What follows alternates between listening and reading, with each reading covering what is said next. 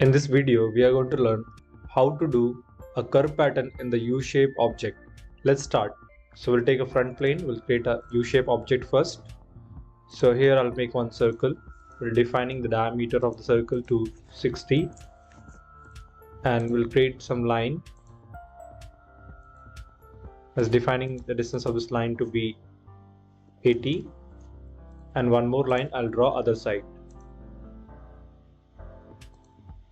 Now we'll trim this, exit, we'll take an offset of this and use select chain, reverse direction. We'll click on this, keeping 10 distance, okay.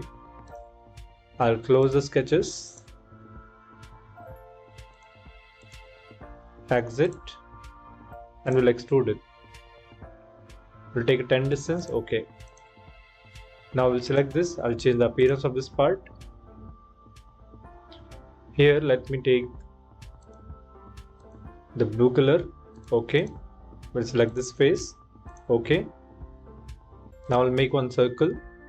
I'm taking a help of center, defining the diameter of circle is 5 and also specify the distance. This is 10, and also we'll just locate the distance from 5, exit. We'll extrude this up to 5 distance, okay. I'll change the color of this part also. I'll select this and go to appearance, taking red color, okay. Now we'll go to sketch option, select this face. We'll take offset command, taking 5 distance and taking offset from all the edges, reverse direction, okay. Now I want to use as a single path, so I'll use fit spline. I'll press shortcut S and take fit spline method. Now we'll select this spline. We'll select all the curve. We'll untick the close option, keep fix option, do OK. Exit. Now we'll select the object that we have to pattern. Go to feature, taking option, curve driven pattern.